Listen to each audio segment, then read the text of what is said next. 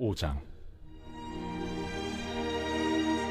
대제사장마다 사람 가운데서 택한 자이므로 하나님께 속한 일에 사람을 위하여 예물과 속죄하는 제사를 드리게 하나니, 그가 무식하고 미혹된 자를 능히 용납할 수 있는 것은 자기도 연약에 휩싸여 있음이라. 그러므로 백성을 위하여 속죄제를 드림과 같이 또한 자신을 위하여도 드리는 것이 마땅하니라. 이 존귀는 아무도 스스로 취하지 못하고 오직 아론과 같이 하나님의 부르심을 받은 자라야 할 것이니라. 또한 이와 같이 그리스도께서 대제사장 되심도 스스로 영광을 취하심이 아니요 오직 말씀하신 이가 그에게 이르시되, 너는 내 아들이니 내가 오늘 너를 낳았다. 또한 이와 같이 다른 데서 말씀하시되, 네가 영원히 멜기세덱의 반차를 따르는 제사장이라. 그는 육체에 계실 때 자기를 죽음에서 능히 구원하실 이에게 심한 통곡과 눈물로 간구와 소원을 올렸고, 그의 경건하심으로 말미암아 들으심을 얻었느니라. 그가 아들이시면서도 받으신 고난으로 순종함을 배워서 온전하게 되셨음즉 자기에게 순종하는 모든 자에게 영원한 구원의 근원이 되시고, 하나님께 멜기세덱의 반차를 따른 대제사장이라 칭하심을 받으셨느니라. 멜기세덱에 관하여는 우리가 할 말이 많으나 너희가 듣는 것이 둔함으로 설명하기 어려우니라.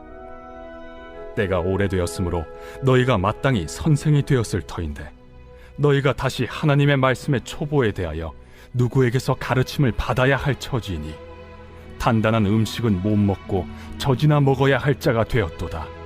이는 젖을 먹는 자마다 어린아이니 의의 말씀을 경험하지 못한 자요, 단단한 음식은 장성한 자의 것이니 그들은 지각을 사용함으로 연단을 받아 선악을 분별하는 자들이니라. 오늘 본문에 보시면은 이제 11절에 가보면은 오늘의 본문이 왜 기록이 되었는지가 정확히 나오는데요. 이 멜기세덱에 관하여는 우리가 할 말이 많으나 너희의 듣는 것이 둔함으로 해석하기 어려우니라. 간단히 말하면 이 히브리서 기자가 지금까지 멜기세덱이란 인물과 비교를 하면서 그리스도의 대제사장적인 자격을 설명을 해왔는데, 이 히브리서의 독자들이 제대로 이해를 하지 못하고 있다는 것입니다. 그래서 이 내용을 기록한다라는 것이죠. 그리고 12절에서 때가 오래므로 너희가 마땅히 선생이 될 터인데, 너희가 다시 하나님의 말씀의 초보가 무엇인지, 누구에게 가르침을 받아야 할 것이나 젖이나 먹고 단단한 식물을 못 먹을 자가 되었도다라고 말합니다. 즉, 믿은 지 오래됐기 때문에 이제는 남을 가르칠 수 있는 수준까지 와 있어야 될 텐데 아직도 초보적인 단계에 머물러 있다는 것이죠. 그래서 그리스도의 대제사장직에 관한 설명을 하다가 말고 갑자기 내용을 바꿔서 믿음의 초보를 버리고 믿음이 자라야 한다라고 책망 겸 권면을 하고 있는 것입니다.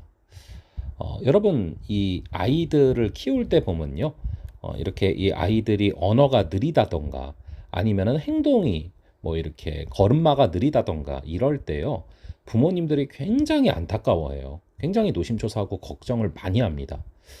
근데 바로 히브리서 기자의 마음이 그와 같은 거예요.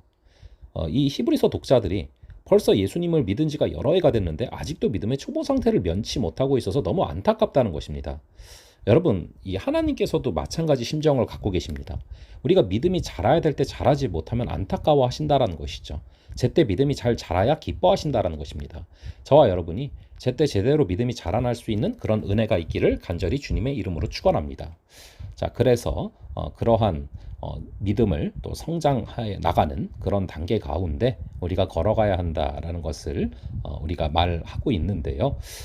이제 이 내용들 가운데서 특별히 이제 다음의 구절들을 보시면은 우리가 믿음이 그럼 성장하기 위해서 어떻게 해야 되는가?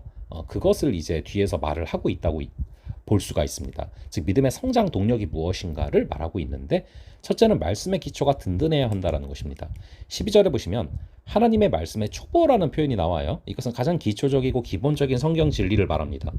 믿음이 자라는 것을 집 짓는 것에 비유해 보면요, 기초가 튼튼해야 건물을 여러 층으로 높이 올릴 수 있지 않습니까? 반면에 기초가 부실하면 건물에 금이 가고 조금만 충격이 가도 무너집니다. 그래서 마태복음 7장 24절에 예수님께서는 두 종류의 사람을 말씀하셨거든요. 반석 위에 집을 짓는 사람이 있는가 하면 모래 위에 집을 짓는 사람이 있다. 그런데 하나님의 말씀을 깨닫고 그 말씀대로 실천하며 사는 사람은 그 건물이 마치 반석 위에 집을 지은 것처럼 믿음이 굳건하다라는 것입니다.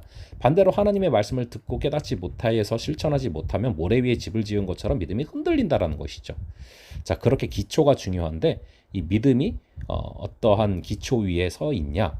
정말로 우리가 하나님을 믿고 또 하나님의 그 말씀 위에 바로 설 때 반석처럼 흔들리지 않을 수 있다라는 것이죠. 경험이 우리의 기초가 되면 흔들릴 수밖에 없다라는 것입니다. 그러므로 말씀 위에 세워야 되고요. 두 번째로 우리가 그렇게 성장해 나가기 위해서는 영적인 분별력을 키워야 됩니다. 14절을 보시면 단단한 식물은 장성한 자의 것이니 저희는 지각을 사용함으로, 여기서 지각을 사용한다라는 말은 한마디로 영적인 분별력을 말합니다. 즉 믿음이 자라기 위해서는 영적 분별력이 필요하다라는 것이죠.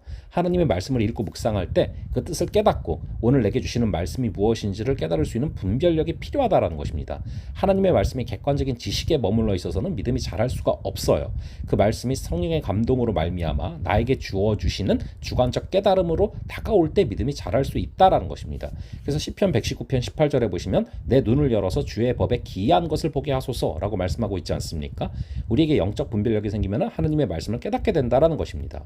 그럴 때 우리가 주님의 세미한 음성을 듣게 되는 것이죠. 그렇게 말씀이 우리의 삶을 인도할 수 있는 역사가 있기를 바라고요. 마지막으로 연단을 이겨내야 됩니다. 14절에 보시면 연단을 받아라는 표현이 나와요. 우리의 믿음이 자라기 위해서는 시련과 연단을 이겨내야 하는 것입니다. 잠언 17장 3절을 보시면 도가니는 은을, 풀무는 금을 연단하거니와 여호와는 마음을 연단하신다 말씀하고 있습니다.